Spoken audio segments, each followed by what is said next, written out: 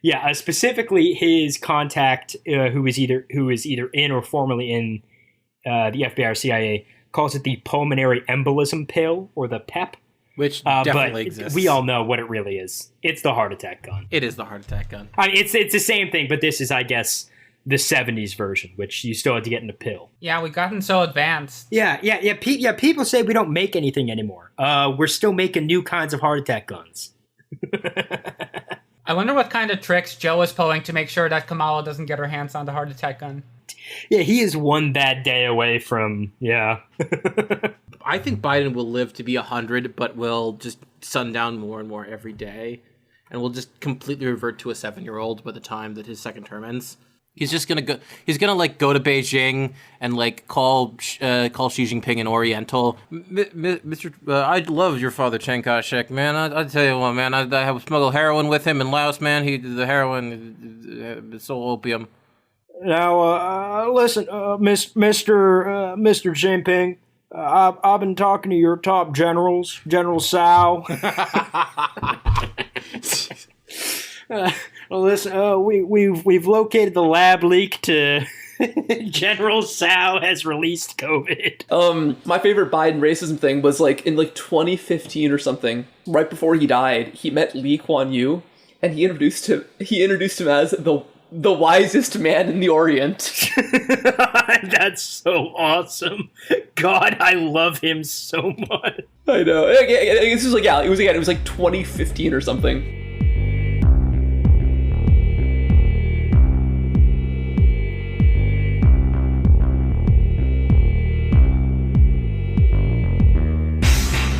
Hey, welcome back to another episode of Gladio Free Europe. I am going to be your host for today. I'm Liam, and I am here with Russian Sam and Halal Sam. Hello. Hello. And today we also have a very special guest that you're going to know from one of our first episodes. That is James. Hello. Very happy to be back on. Looking forward to this.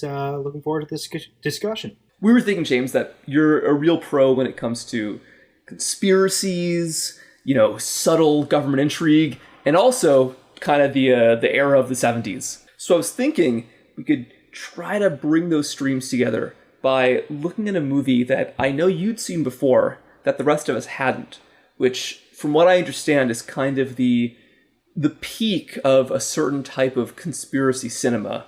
So this movie, The Parallax View, directed by Alan J. Pakula, stars Warren Beatty as Joe Frady, this small-time TV reporter who fights an uphill battle trying to understand who exactly was behind the assassination of this candidate. So Joe Frady, he tries to get into this political event at the very beginning of the movie that his girlfriend, this journalist, Lee Carter, is covering. They don't let him in, and then that day, at the top of the Space Needle, this Senator Carroll, this looks like kind of an RFK type figure, this young, popular presidential candidate, is murdered. We see two guys, it looks like two guys do it, only one of them gets caught, and as the police are trying to nab him, he falls off spectacularly off the Space Needle to his death. And a congressional commission determines that actually there was no conspiracy, and that even though we saw two shooters, the one who was killed acted alone. As he starts to investigate this crime, he realizes that some shadowy organization known as the Parallax Corporation seems to be involved in this assassination, but as soon as he ever meets anybody who knows anything about this, they turn up dead. And across the movie, Joe Frady becomes increasingly paranoid as he dives deeper. And really the prevailing theme here is the terror that he feels about not knowing the entire truth.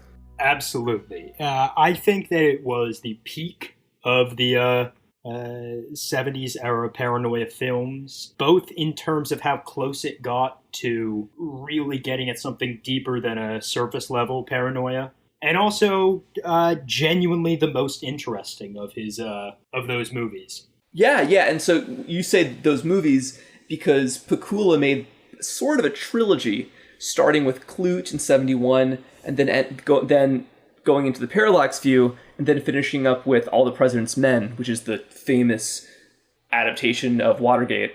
That is the famous limited hangout film On this episode, I will convince you all that Richard Nixon is the most maligned man in history. Maybe so. But in any case, yeah, like you said, all of these movies that he called his political paranoia trilogy really go into the feeling of not knowing who's really in charge and being unable to change it. Especially, I would say, this one. The Parallax View is a little bit more of a thriller than the others. If you're really going to be a critic, you could say it's a bit trashier. But it's a really fun look at these themes of paranoia. And like I said, just not knowing who's in charge and understanding that there's so much that you don't know. I'm one of those critics. I'm not a big fan of the film. I felt that it was very contrived and confusing, and it just didn't really do it for me. I'm sorry. Yeah. I gotta say, I walked in expecting something a little more fantastical, maybe a little bit more kind of Soylent Green sci-fi.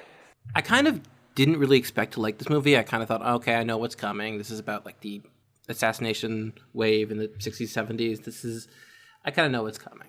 And in some ways I did know what's coming. Like there's a lot of obvious parallels between JFK and RFK and the senators killed this movie and the assassination techniques and brainwashing, all that stuff. It's stuff I know about, but it was still a lot more interesting than I thought it was in just how it captured the feeling of paranoia. As the audience, it kind of creeps over you as well, which, well done, honestly, on that. Well done.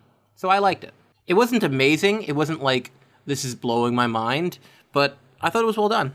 Yeah, no, I liked it too. Like I said, it's like, you mentioned paranoia. I'm sure that, like, just like how, like, people in the 70s smoked the weakest weed ever, and it transformed their life. I'm sure if you saw this movie in 74, it might have been a lot more new than it is for us. But I think that as an examination of paranoia, it's pretty interesting. And that I would say as a thriller, it does a pretty good job with keeping you intrigued. I will say that a lot of the meat of the plot is just feels kind of arbitrary and isn't super interesting. It's very typical sort of mystery thriller kind of stuff.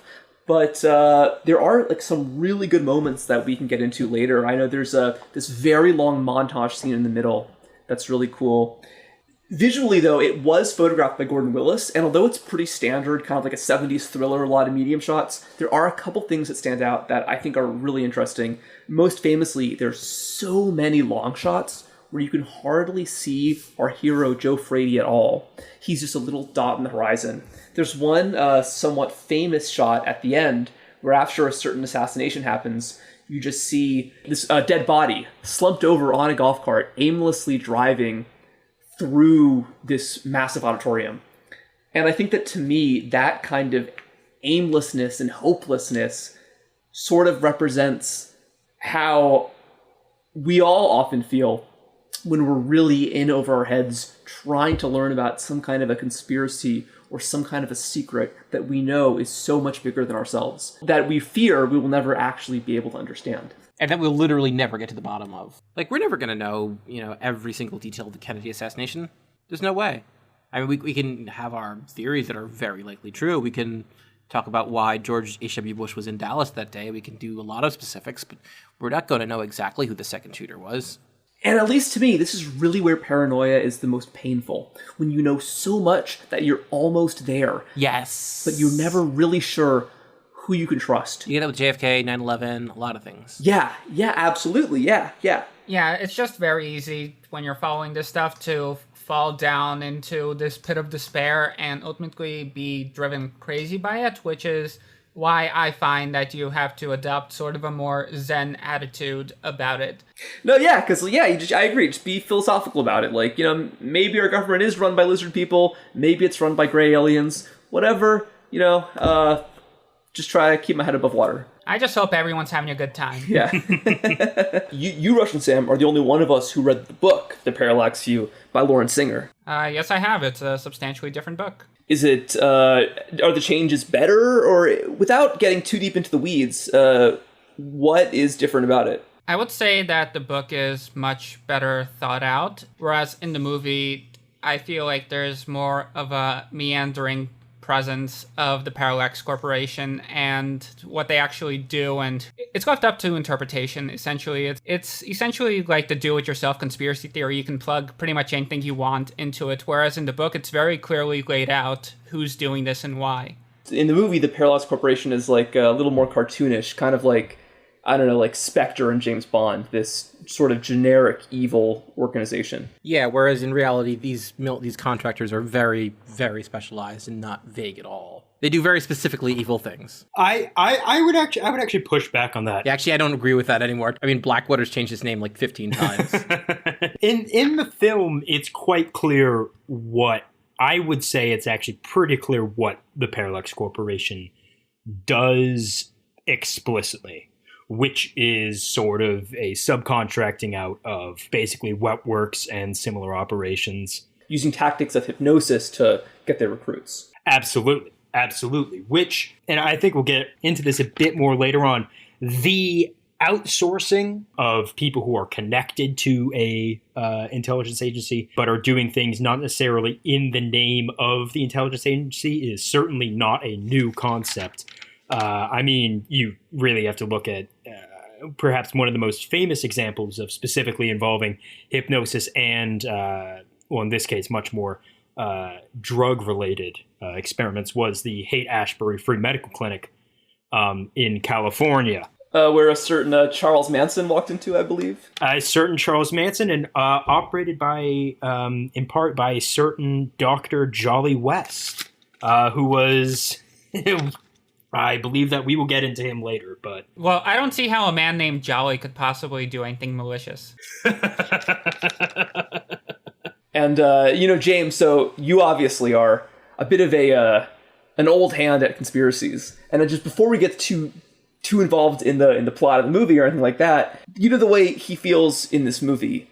Did that strike an emotional chord with you? Oh, absolutely. If I remember correctly, the director's... so Pakula's direction, right, to Beatty was, if I remember correctly, he said that the point of your performance is to cause the feeling of not trusting the person next to you. That was basically the performance notes that he gave Warren Beatty, which is just such a cool thing to say in general as a director. Well, one thing I will say about the movie is that it's very fitting with the zeitgeist. Absolutely. You can't trust anybody, trust nobody. Like, this was right after the Watergate scandal hit. The malfeasance of the American government and the FBI and the CIA were increasingly coming into public view. Which we know would all be cleaned up. Yeah. No, and then even more than Watergate, this was just a few years after so many assassinations that I think really are what set the tone, especially for the novel. Just the fact that within 5 years, you have not only the JFK assassination, but also the killings of Martin Luther King, Malcolm X, Robert F. Kennedy, in such a quick succession. And in every case, it really seems like a big segment of the public felt like they weren't getting the full story.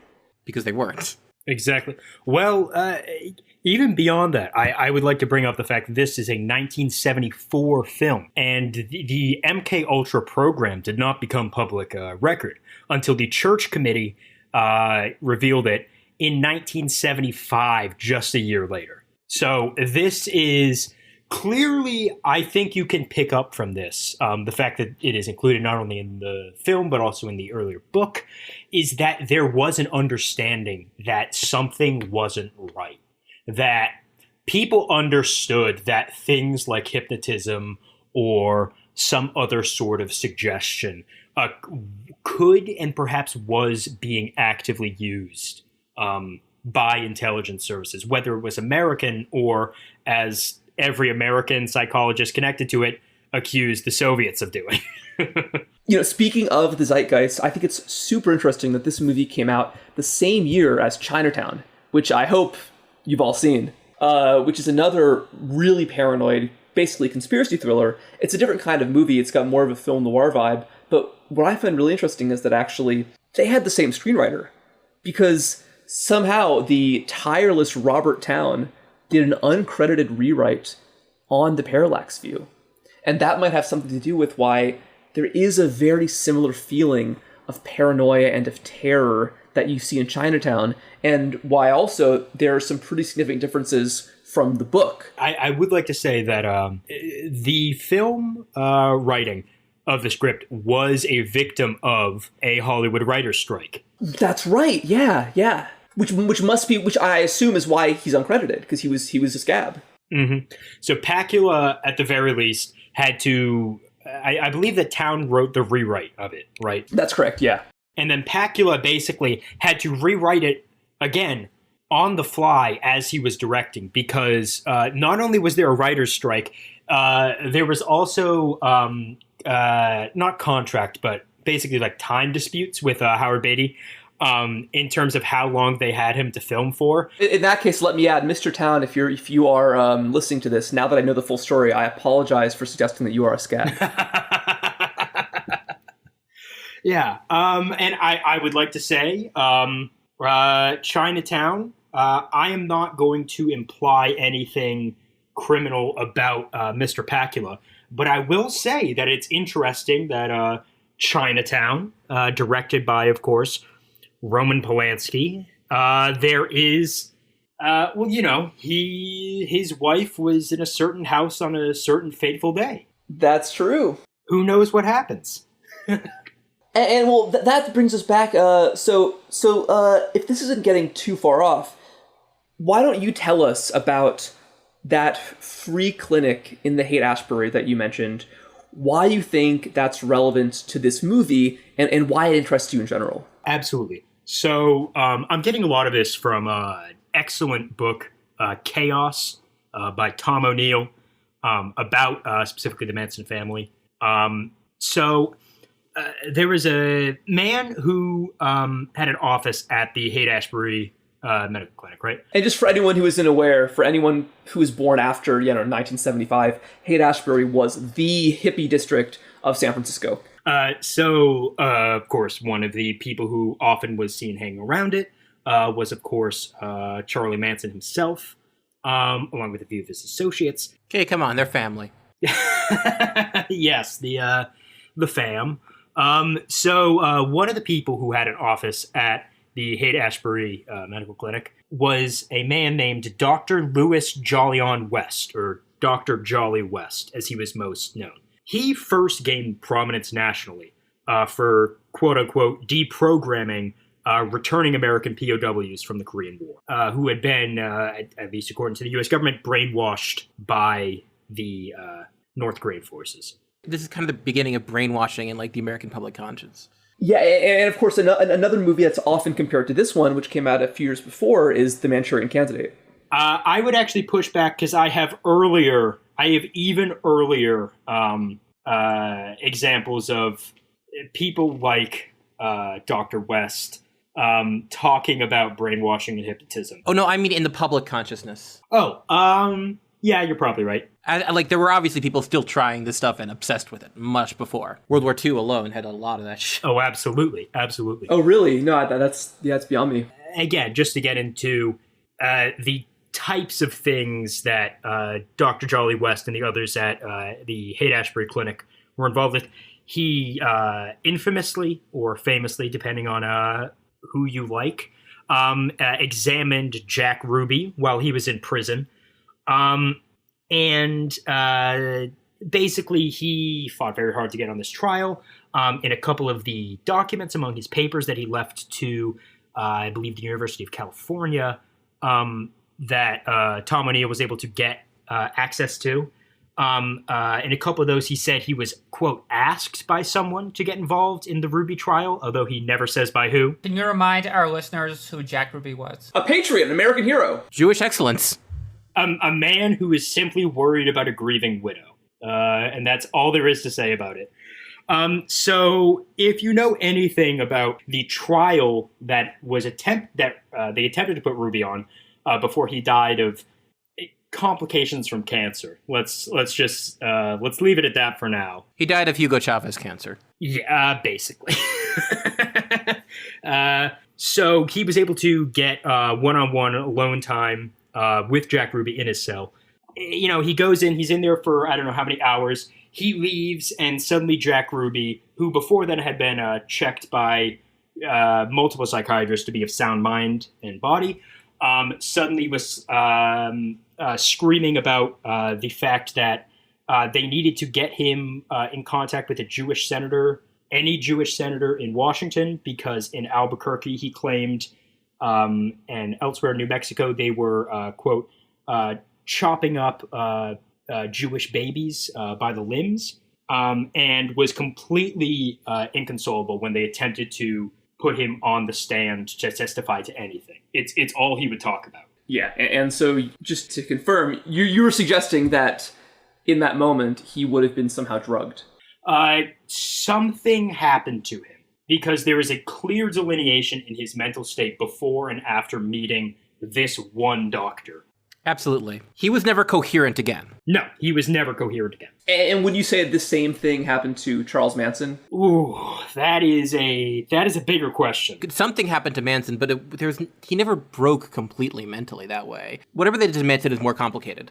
Hey, Manson is far more complicated. Far, far, far more complicated case. But I would like to just finish up this little jaunt into Dr. Jolly by saying that, of course, neither Alan Dulles nor Richard Helms reported to the Warren Commission when they were testifying to it their knowledge of West's employment by the CIA, which, of course, they had full knowledge of. So this phantom thread linking arguably the two possibly biggest killers, most significant killers of the 60s, that was never officially acknowledged. Absolutely. Yeah, and of course, West also in 1965 wrote a paper called The Dangers of Hypnosis, which asserted hypnosis could make people so pliable that they would violate their moral codes, as contrary to popular wisdom suggests, and have no memory of it afterward. And this was all purely hypothetical for him, of course.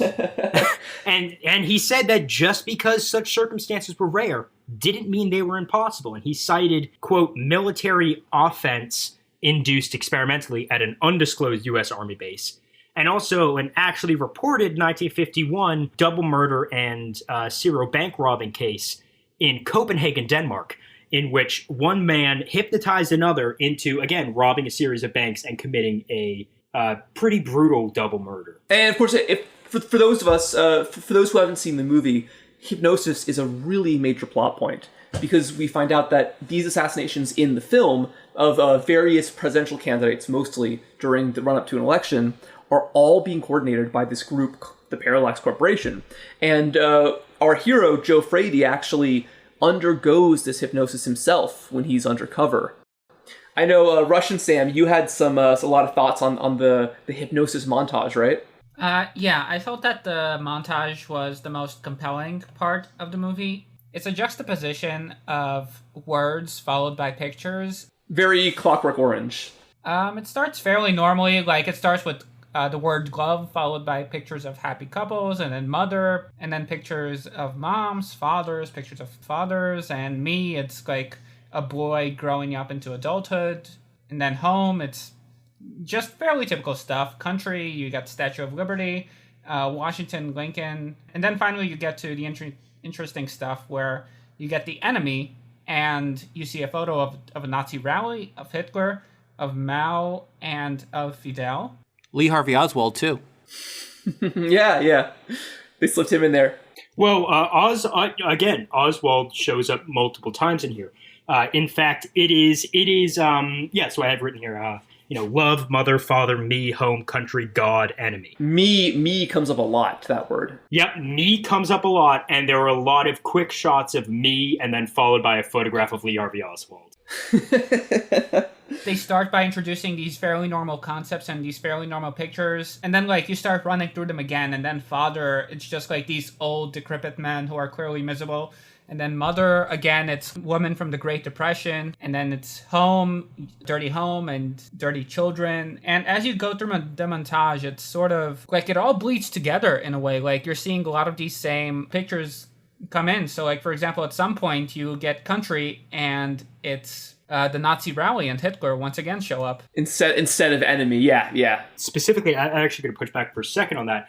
it's not just German Nazi rallies. There are actually, if I'm correct, photographs of American Nazi Party rallies. Yeah, the German-American Bund. It's the one in Madison Square Garden. Everyone knows the photo. That's wild, yeah. Speaking of kind of weird Aryan stuff, they kept also showing the Mighty Thor for Marvel Comics. Absolutely, yeah. So this will tie into who is recruited by the Parallax Corporation.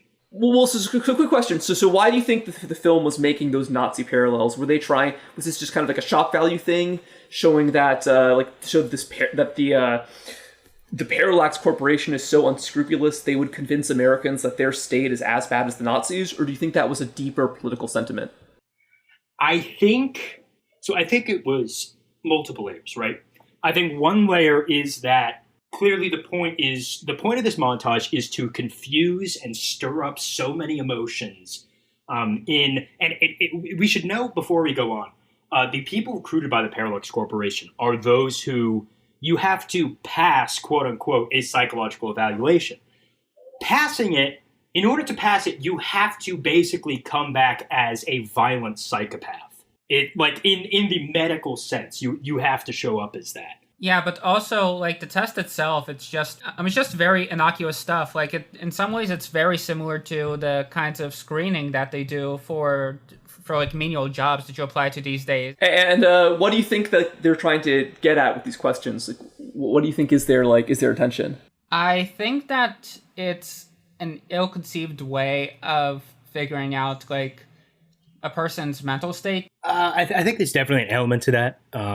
I think also a lot of those questions are, if you had to ask me to come up with something, I would include a lot of questions that are designed to basically get someone in, to use that word again, a hypnotic state, a bit of a trance that you get into when you're being asked a bunch of inane, seemingly meaningless questions, is your brain kind of shuts off and you kind of stop thinking so much about it. Like, in the book, he's brought in to take this examination, but whereas in the movie, he just finds the survey among the belongings of one of the Parallax assassins, and he just fills it out and mails it into them.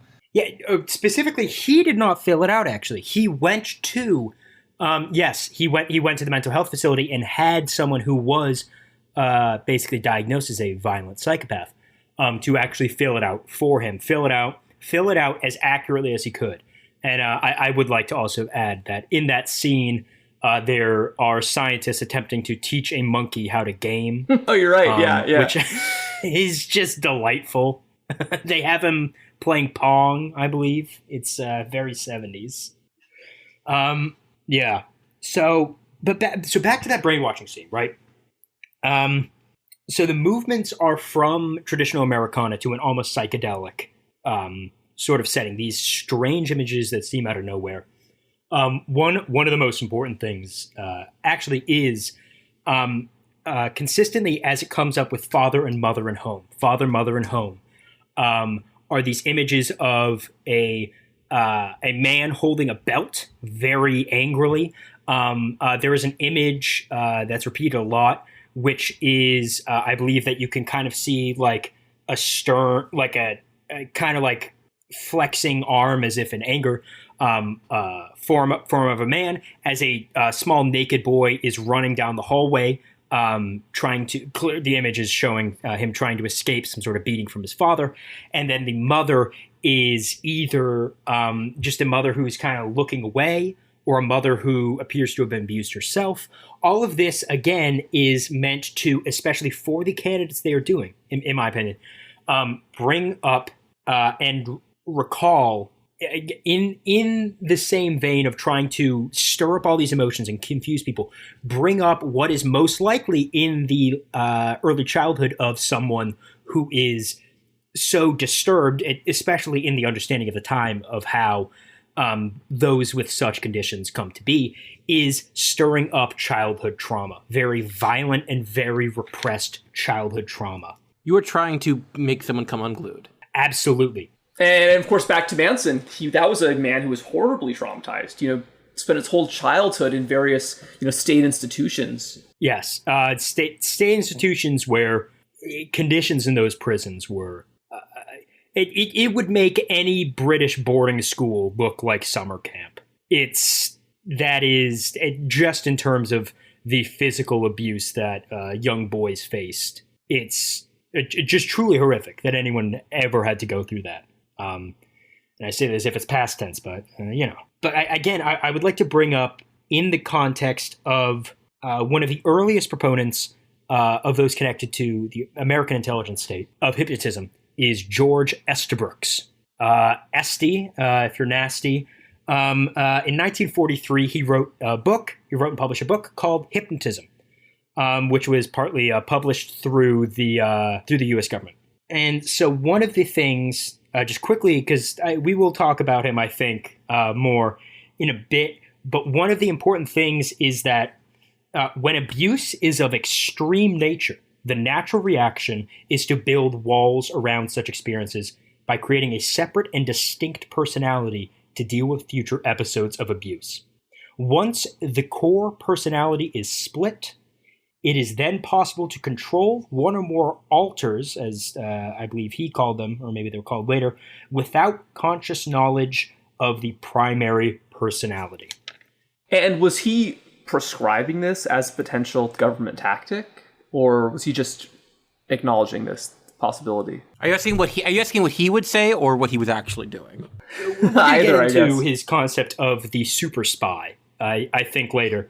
But just to quote briefly from him, multiple personality could be both caused and cured by hypnotism.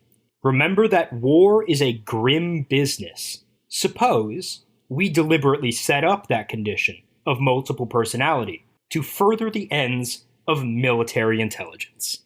The justification he gives in this book, and many others like him gave, was referring to such methods of purposely breaking down an individual. As he calls it, the Russian method.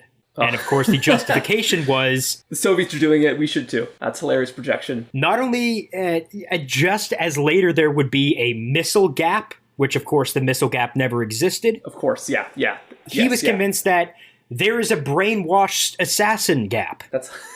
And I will leave it up to the listeners to determine whether they think that existed as well. And of course, that is just so typical of, I would say, the American state, is that they manufacture a crisis happening elsewhere and say, therefore, we have to be just as bad.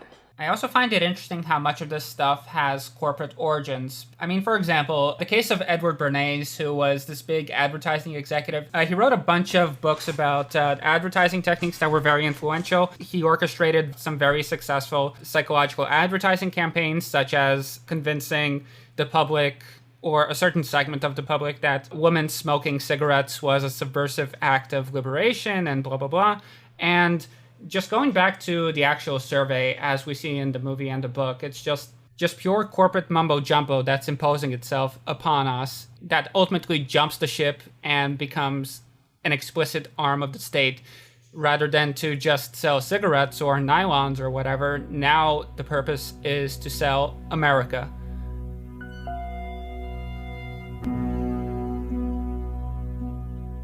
If we can take a step back from all of the really crazy, interesting backstory from the hypnosis for a second and go back to the movie itself. I know that there were a couple things that you guys found interesting about, like the kind of the physical production. Like there was, just before the hypnosis scene, another interesting visual spectacle, which is the boat scene, where our hero Joe Frady goes to interview somebody who witnessed one of these assassinations, and then as soon as he finishes talking to this guy, they're out in the yacht, and then what happens? There is a bomb planted on the boat. Our hero, Joe, notices it just in time to jump off the boat into the water, as we see a pretty cool, practical effects explosion of this boat in the ocean. It's before, and I might add, before Jaws. So they did the boat explosion even earlier. It's a pretty good explosion, I do have to say, but I do believe that it probably used up a good amount of the budget they had. Because later, there is a bomb placed on an airplane. And that one is an off-screen explosion, and we know it exploded because the camera shakes really, really fast, and there's an explosion sound effect, and that's as much as we get. Man, that plane scene was so cool. Freddy just like walks onto the plane without a ticket, without anything, no security, and he just pays for it on the flight itself. Bring it back. Bring it back. Oh, you know what? We're gonna have to talk about how 70s this movie is, because again, I had the same thing. Oh, absolutely, yeah. No, number one, no plane security. Nope. You are literally allowed to walk around on the runway, just whatever. You can buy tickets on the plane. It's like a fucking train. It's like going on NJ Transit or some shit. Like and so just to explain, so what happens in this scene, just a quick little overview, Joe Frady, he kind of knows what's going on. He's met the Parallax Corporation, and he knows that this guy, whose name was Gillingham, I think, some politician, is on this plane. Specific Gillingham is one of the two. He is set up as, in my mind, implied to be the Democratic party nominee for president. Right. And the Parallax Corporation doesn't like him, and so it seems like they want him dead. And so Joe Frady, he sneaks onto this plane, and what he does is he realizes he has to stop this assassination. And he does it in a pretty cool way, where he has an inkling that there's a bomb on the plane, so he runs into the bathroom, I believe it's just after takeoff, and then he writes on the window, "There is a bomb on the plane." But then, unfortunately, as soon as he opens the door, he almost gets caught. Someone sees him. And because he doesn't want to be, found out, he quickly wipes it off, and he has to think of a new strategy. How do I get these people off this plane? And then even worse, by the time he gets out of the bathroom, the plane's already in the air. Yeah, he has to reach into the drink cart and quickly scrawl a note on a napkin and put it back without anyone seeing him, so that, of course, he can simply run off of the runway without... Once the plane is forced to land, he is able to simply just get away from the police waiting to intercept the passengers of this plane. Yeah, and the note is, the note, again, he writes on the napkin, "There is a bomb on the plane." He slips it under the napkin stack, and then a few minutes later, the flight attendant, while she's giving out napkins and drinks, she sees this napkin with the mark, with the message on it. Let's be error appropriate. Let's call her what she was, a stewardess.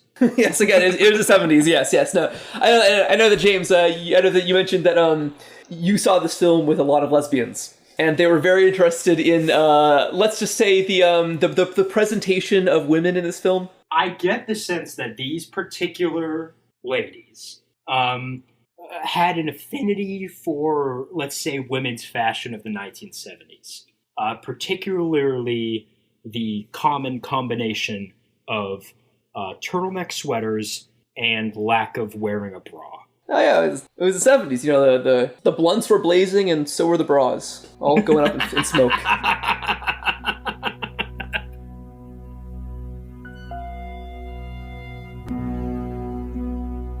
So the committee report, this is a scene that basically bookends the film. The same setup and basically lines down to the line up and bookend the beginning and the end of this film. It is a shot of a congressional, committee in a courtroom, right? And what you see are these members of Congress, right? Sitting at the bench. And essentially what they say is basically ripped from the initial Warren Commission. Once again, for people who were born after 1975, the Warren Commission was the official Supreme Court investigation about the Kennedy assassination. Presidential Commission assassination. It just happened to be headed by the Chief Justice of the Supreme Court. Oh, okay. Earl Warren, yeah. It's the one with the magic bullet theory, single shooter, you know the drill. The kind of official story of the JFK assassination. We should actually specify that it was the first commission on the JFK assassination. Yes. There would, of course, be other follow-up ones. House Committee on Assassinations. We actually mentioned the Warren Commission earlier in this very episode. Specifically, the fact that neither Alan Dulles nor Richard Helms reported when they were testifying under oath to the Warren Commission that they had no knowledge of Jolly West's employment by the CIA. That's hilarious. That's one word for it. Well, so funny you should mention Jolly West. I'm just kind of curious, he does seem to be an interesting link to this fictional company, an analog to the Parallax Corporation. What other elements of this movie's story reminded you of what you believe may be real-world conspiracies? Sure. So there were a couple organizations that the Parallax Corporation, for example, reminded me of, especially in its very early on portrayal. The first couple glimpses we get into the Parallax Corporation. One thing that I noticed is that there was a certain, in terms of the relationship between this ostensibly private corporation and mental health care / patients, and then intelligence, is the Human Potential Movement, which emerged again in California in this time. It was basically a competitor in this 60s, 70s era to Scientology and the various Scientology branches that would go on to form their own mini cults, their own strange little webs of your synonons, your whatnot, right? Yeah. And I think it's probably no coincidence that this film is set all across the West Coast, where basically all of these cults were, and even non-cult weird organizations, like, as you mentioned, the Haight-Ashbury Free Clinic. Specifically, the Parallax Corporation, their, goodness, I completely forgot it was called this. Their division of human engineering is where Frady is, of course, trained, which is in Los Angeles, and that is where he is shown the montage. Frady, of course, is from Oregon. The initial assassination takes place in Washington. So there is sort of this, I would actually say, as a out-and-out East Coaster, absolutely. I will say the impression I get of the West Coast is that if you want to call Southern California the imperial core of the West Coast, the periphery is the Pacific Northwest, basically. Oh, yeah. Wouldn't the periphery be more inland? Well, coast specifically. Because Seattle is a major center of capital, especially tech. Well, Seattle, the biggest thing they had was Boeing, other certain companies involved in a certain industry. Yes. Yeah. I would say it's quite close to the imperial core's heart. You have to elaborate on that, James. Well, so Seattle specifically was home to a lot of jobs that actually drew people to moving to Seattle in the early to mid 20th century. Were jobs with aerospace companies such as Boeing and other, again, aerospace companies which had defense contracts. And of course, a broad history of the city of Seattle, as far as I understand, is the grunge movement. To contextualize this for a bit, for anyone who's not super familiar with basically the transition that happened in Seattle, is from aerospace to bullshit tech jobs, is the grunge movement arose basically out of the deindustrialization of Seattle. Right. Yeah, so if you think about that as kind of the transition period, the 90s. In the 70s, you start to see deindustrialization, but not as severely as it would be in the 80s and, of course, in the 90s. So, again, it is absolutely very interesting that it's all on the West Coast specifically. Let's go back to this. What else does this movie in particular remind you of about real-life conspiracies? Oh, you want to talk about Sirhan? Let's talk about... Yeah, and I think that RFK, more than JFK, seems to be really setting the stage for this movie. It is, especially because the accused shooter, right, was involved with hypnosis and whatnot, right? Of RFK, Sirhan. Yeah, Sirhan. As opposed to Oswald, hypnotism, there's really no evidence of hypnotism. He's just an asset. Yeah, well, he was set up. He was set up, but he was also an asset still. You set up your own assets all the time. Well, so if we can take a step back, so Sirhan, who was, convicted of shooting RFK, I believe he was a Palestinian Christian who was a horse jockey, right? Yep. Very short man. Yeah, like a short king, if you will. If you will. Who again had his own traumatic childhood experience of seeing one of his siblings die when he was a small child. And again, as you can imagine, a person who grew up, at least especially the early years of their life, in Palestine in this era, this person is going to be facing a lot of trauma, which again, as we know, when it comes to hypnotism, when it comes to these things, it is much, much, much easier to enter a suggestible state if you are using real trauma, real either physical, emotional, or mental trauma, that is the most effective. Is what, and again, this isn't just me, this is coming from people like Estabrooks and his cohorts. And I'm sorry, who are these people? Oh, sorry. These are basically, you can think of contemporaries, basically, of Estabrooks and West. Oh, also writing about the potentials of hypnosis. Yes, of course. Paul Verdier wrote a book called Brainwashing and the Cults, in which he lays the blame for people being brainwashed at the foot of satanic cults and the Soviet Union. Right. And I was speaking of of cults and trauma. I know famously there was that. I'm sure back to Oregon, there was that one Hindu cult I believe in the 90s that was in the Pacific Northwest. Rajneeshis? I think that's it. And speaking of trauma, I believe they specifically targeted Holocaust survivors as potential recruits, probably knowing that these people had endured such unbelievably horrific trauma that they'd be potentially more willing to join this cultish organization. Yeah, and of course those who were very willing to see their own religion as having failed them in a time of crisis, and be willing to adopt this truly psychotic cult derivation of some fucked up Hindu guy. But yeah, so on the topic of Sirhan Sirhan, I do have a couple of things. So I'm going to approach this topic as if we all agree that Sirhan Sirhan did not, there was no forensic evidence that he pulled, that he fired even a single bullet in the Ambassador Hotel, that he certainly did not kill Robert Kennedy, and that he was essentially a patsy from the get-go. And the fact that he continues to profess his innocence, despite the fact that he is still in prison under horrific conditions, and could potentially get better treatment if he simply confessed to something that he didn't do.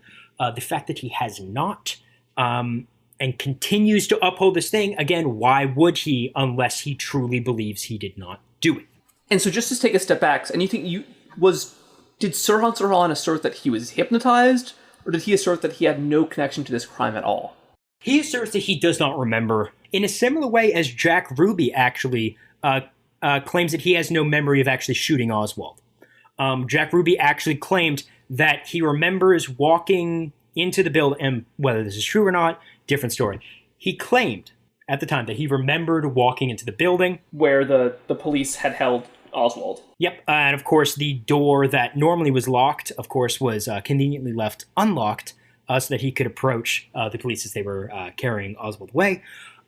He claims that he does not remember anything prior, basically, to going there, up until he's being tackled by the police.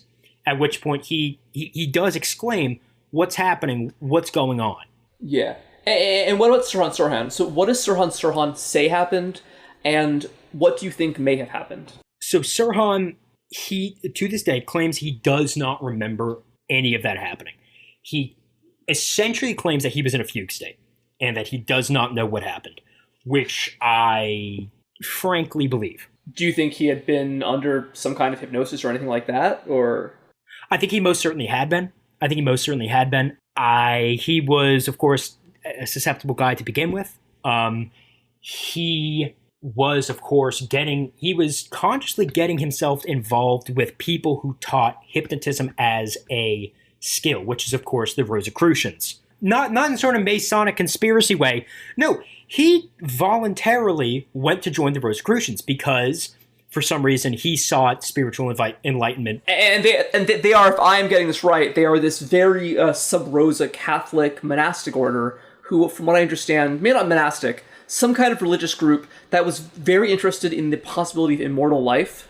Whether I would call them Catholic, I do not know. Certainly the Catholic Church does not consider them Catholic. Sort of the same way that groups claiming to be descendants from the Templars will claim that they are upholders of the one true religion, right? And that they were unfairly suppressed by the church. But at this point in time, it was partly if you want to call it, a new religious movement, largely inspired by Christianity, but with a lot of New Age and Hermetic and other influences on their belief system. I didn't realize that they were there was like a revival of it in the 70s, but that makes a lot of sense because actually, Leonard Cohen has a line. In the 60s, but yes. Yeah, where, Leonard Cohen has a line where he tells like a wayward youth to go join the Rosicrucians. Yeah, they promised things such as you will be able to, if you listen to these hypnotism tapes, right, because they believed in the power of hypnotism and suggestion to unlock innate ability, which this is getting really into the weeds. But again, this is a group that claimed if you tried hard enough, you could basically use the force. You could levitate stuff with your mind, all of that stuff. And Sirhan was involved with these guys. Yeah. And whether he was actually involved with the Rosicrucians themselves or a front group posing as Rosicrucians is up for debate. I am going to actually quote very briefly from Alan Dulles about the topic of hypnosis. He says, quote, "The brain becomes a phonograph playing a disc put on its spindle by an outside genius over which it has no control." This is what we really get to with the topic of hypnotism in this film is... Again, this is a year before MK Ultra. So they don't necessarily know, I think, all about, in the film at least, and again, in the book, obviously they didn't know. They were more removed. The level of involvement of things like drug experimentation being used. At this time, they're still basically operating off of mid-60s to before understanding of how to create this quote-unquote super spy, which is through... hypnotism. Do you think the kind of hypnotism that was actually being used potentially by government agencies at this time, would it have looked anything like what we see in this movie? That kind of the hypnotism montage? I don't think so. I think the most interesting thing is that this montage gets very, very close to what I think at the time they attempted to do with hypnotism. Oh, really? How so? They focus on traumatic and abusive breaking down of a personality, which, again, the montage does by attempting to trigger memories of childhood physical, if not worse, abuse. In a sense, that might make it a little bit more interesting, especially more emotionally interesting, than the montage that it is so often compared to from A Clockwork Orange, which is more about, shock value and word associations kind of stuff. Yep, it's in my opinion, it is. And again, I love Kubrick, but it is such a fascinating, at the very least, because of the images that it uses. It doesn't simply use shocking images. It is word association with things that are meant to evoke a specific emotional response in a specific type of person, which is a violent psychopath who most likely was believed at the time to have suffered severe abuse as a child at the very least. So again, I'm gonna go back to Estabrooks and his concept of the super spy. Quote, "Everyone could be thrown into the deepest state of hypnotism by the use of what I termed the Russian method. No holds barred, deliberate disintegration of the personality by psychic torture. The subject might easily be left a mental wreck, but war is a grim business." He very much liked this phrase, war is a grim business. The idea at this time, right, was that to achieve truly lasting mind control required creation of profound and deep emotional states. The recommended states were fear, shock, and anxiety because they have a quote, intense disinhibitive effect on the human brain. The whole point is to break down the inhibitions of committing violent acts. Actually, again, Paul Verdier actually said that the most effective of these is pain because, as he says, quote, "According to the eminent neurologist Dr. Wilder Penfield," who was, of course, or I should add, who was an associate of Dr. Ewan Cameron, who is a medical torture expert and an MK Ultra operative, Verdier claims that sensations of pain from the muscular sensory system enter the subcortical brain regions directly. So again, if this was accurate to what such psychologists at the time are saying, this would not be simply you sit in a chair and you watch a movie. It would be far, far worse and far more intense. There would be a physical torture aspect. So it's not only building off past trauma, it's actively traumatizing you further. Yes, it is the act of re-traumatization, which is the interesting thing this gets to. The montage scene is attempting to emotionally re-traumatize these people. However, in real life, of course, any psychologist who, a quote-unquote psychologist, who attempted to carry out such experiments would have been using physical torture as they considered it one of the most effective methods. And now I just have to ask, gun to your head, do you think Sirhan Sirhan or any assassin from this era was subject to this kind of state-sanctioned torture? I'm going to say certainly when it comes to anyone who it can be proven had direct contact with psychologists who were employed by the CIA at the time, I think it is safe to say, certainly in its most primitive states, which again is the 1940s, in its most primitive states, it was physical torture that they attempted to use. However, when you get to, even in Paul Verdier, right, even in this book, Brainwashing of the Cults, right, even at this point, he says things like, the goal of mind control is to access areas of the brain outside conscious control of individual by circumventing normal inhibiting responses of cerebral cortex. An individual's voluntary conscious self-control must be bypassed or short-circuited. And he said specifically to disable the brain's, what he called the cortical block. To do this, he recommended alcohol, euphoric drugs, isolation, solitary confinement, and hypnosis.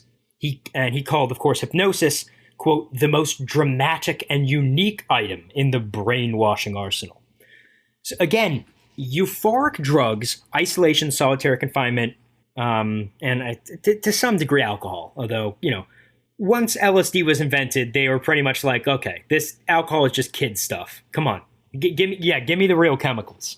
Although I'm sure any bachelorette party hypnotist could tell you that alcohol definitely does probably make people better at being hypnotized. Oh, it absolutely certainly makes you more susceptible or more suggestible. I'm sure bachelorette party strippers would tell you the same thing.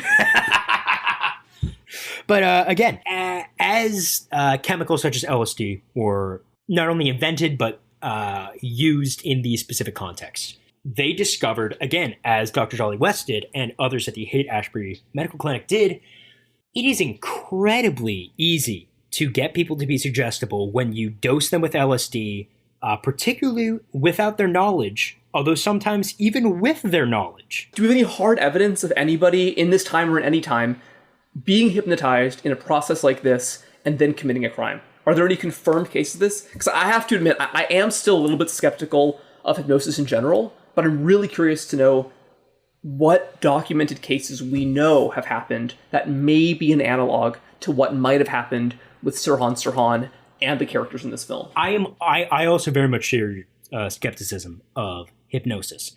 And I think so did the CIA, which is why they moved on from it to direct chemical interaction with the brain, with LSD, right? Although, again, I will bring up again, and this argument still has stood up in court. The 1951 Copenhagen hypnosis double murder case. That is still a case in which it is still upheld by the courts that the man was indeed hypnotized into doing it and therefore cannot be held wholly responsible. Which, of course, there are other crimes around the world which courts have seen as mitigating circumstances, perhaps being things like Stockholm Syndrome, right? You could consider Stockholm Syndrome a type of hypnosis, if you want, in the much broader sense of the term. Because it's a traumatic experience that changes how you think about something, right? Exactly. And it is done specifically in order to manipulate another person to behave or act in a certain way that you desire them to. And I'm sure that's basically the basis of so many cult operations is, the cult leader essentially traumatizes people through various forms of abuse. And in the process, sometimes incurs loyalty. Why, it absolutely is. It's almost like they were in contact with some of the same doctors, especially in California of this era. That Dr. Jolly always comes back, doesn't he? Oh, yeah. Wow. Well, this is all really, really crazy heavy stuff, James. So, thank you so much for coming on and talking about this. Thank you for having me. I had an absolute blast. No, absolutely. And I gotta say, this was not an amazing movie, but having spoken about it with you has really kind of brought it out in a really, really interesting new light. It's not the best movie.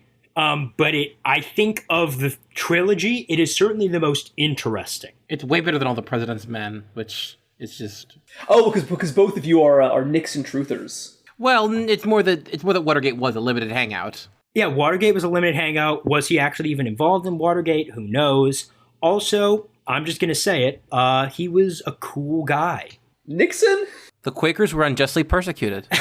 Yeah, I mean, well, to be fair, he was like the worst kind of Quaker, which is the evangelical Quaker. He was not like a cool like Philadelphia Quaker, but he did at least according to Adam Curtis, which I unfortunately have been able to find no actual backing up evidence to support this happening. Told his analyst, "When I look at myself in the morning, I don't see anything there." Which is such a cool thing. You know what? So he just admitted to being a vampire. Yeah, he's a vampire, which means women think he's sexy. All right, well, maybe one of these days we'll have to come around on Tricky Dick. But before we really finish off tonight, mentioning Nixon and the Republican Party, one thing that I was thinking about a lot through watching this movie was the fact that it's about a very paranoid conspiracy theory. In the context of this movie, it's about a conspiracy that we learn is obviously true, but I also was kind of thinking of conspiracies that are most likely not true. And I was kind of curious, or I guess I should say curious, about how you think the parallax view, or what implications the parallax view might have to the kind of paranoid conspiracy theories, not real-life conspiracies, but conspiracy theories that exist on the internet today, especially conspiracy theories involving satanic cabals or cannibalism or lizard people or any of that. I mean, Q is obviously a psyop. Like, this is not something that comes up organic. Oh, yeah. Well, I think I've said before how the fundamental thing that's very funny about Q, but the fact that it's a conspiracy theory where ultimately the message is, and this is why you should trust the government. Yeah, nothing else works like that. It's an insane conspiracy theory. I would say that Q is basically the best kind of conspiracy for the government in that, it tells people that everything's under control, trust the plan, and if you believe hard enough, and if you missionize hard enough, and you get people to understand the situation, then someday soon we're going to be saved. You don't have to do anything. You don't have to actually do anything. Like, you can just sit there and be confident that the white hats or whatever are going to beat the pedos. Yeah. No, I guess the real conspiracy involving Q is the conspiracy, presumably, of government agents who pushed this conspiracy theory all onto so much of the population. But let's see what James has to say. So I absolutely agree. I think it's quite obvious that whether or not they created it, certainly certain actors within the U.S. state have promoted QAnon as it is. Well, just the fact that several current and former military officials, including people in intelligence positions, including a certain father-son epic duo. Again, Irish excellence. Michael Flynn. And what's his son's name? Is it just Michael Flynn Jr.? Michael Flynn Jr., yes. Yeah, because he knows one name, and it's his own name. Well, it's kind of like George Foreman named all of his sons George. Well, that's just cool. That I can't even knock him for that. That's just cool. Well, so yeah. So James, so what do you think the Parallax View 1974 film by Pakula can tell us about Q? Sure. So my biggest takeaway from Parallax View as it relates to the topic of real-life conspiracy theories, right? Ones which are not exactly very substantiated in reality, but exist, like QAnon does. Before you do, I think we should make a distinction between, that is so rarely made, is the distinction between conspiracy theories, which are ideas which are notions, sometimes correct, sometimes not, about groups in power, and actual conspiracies. Which do exist. Yes, would absolutely exist, which are real life, oftentimes secretive, power sharing or power taking agreements. Or, I mean, just any scheme between many people that, like, the official 9/11 narrative involves a conspiracy between members of, A great example of the difference between conspiracy theories and conspiracies, the notorious anti-Semitic pamphlet, the Protocols of the Elders of Zion, that is a conspiracy theory. But there is a real-life conspiracy, which was that anti-Semitic right-wing elements of the Russian government actually printed that pamphlet specifically and secretly with the intention of increasing anti-Semitic sentiment in the population. So the real-life conspiracy was this the secret publication of these documents to support the goals of the Russian government. So one of the biggest takeaways I had this from this film, in terms of my thoughts on the message of it, the moral, if you want to call it, the moral center of it, just the guiding viewpoint that it has. It is not paranoid enough. You're saying QAnon is not paranoid enough? No, of course, in the sense that it thinks that it thinks that, again, Donald Trump is was simply pretending to be a pedophile. Yeah, with his lifelong friendship with Jeffrey Epstein. Yeah. Yeah, he was doing white hat pedophilia. Was it sneaking into the girls' dressing rooms at the Miss Teen USA? Yeah. He was building a cover story. What do you want to say? And then, of course, there was a secret organization within the military brass that actually was trying to stop the Iraq War. Which is also very revealing of the American rights transformation over the past decade or so. Oh, that is a fascinating transition. All it took was Trump to give them permission to admit that the Iraq War was what it was. All those same people, I would think that most of the people in the Q movement who might oppose the war in Iraq would probably very eagerly support a war in Iran or even Venezuela. No, this is not principled anti-imperialism or anything like that. I think very little reactionary politics is very rarely principled because it's always so visceral. No, they just want the guns on the border instead of over there in Iraq. Of course, my view of this is that it is not paranoid enough. Again, the little glimpses we get into, say, the assassination of Charles Carroll at the very beginning of the film on the Space Needle, the attempted assassination on the airplane of Senator Gillingham, who is set up to be this. And, of course, there is a scene in which one of his aides comes back with a newspaper from the stand and says, oh, man, they really hate you, right? So the media clearly hates him. Media also hates, it is implied, again, not explicitly stated because they could have tightened up the script a bit, but, they were under a lot of pressure. Of course, Hammond, Senator Hammond is his rival who is Republican coded, although Russian Sam will push back on me on this.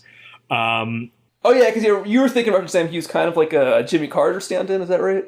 Yeah, he's absolutely a Jimmy Carter stand-in, in my opinion. First of all, he's got the same haircut. Second of all, the speech that he gives to the assembly is just very much reminded me of Carter's famous American malaise quote. He never actually said malaise. Oh, of course that would have been several years after this movie came out, but yeah. Of course, but that was really the zeitgeist. This was what Carter was elected on, and then you screwed everything up by becoming the first proponent of neoliberalism, but that's a whole different story. So I think that he is very clearly Republican coded, and I think the evidence for this is certainly the repeating motifs of using images of the Founding Fathers, the fact that he's a very Southern man, and again, you have to remember this is a 1974 film.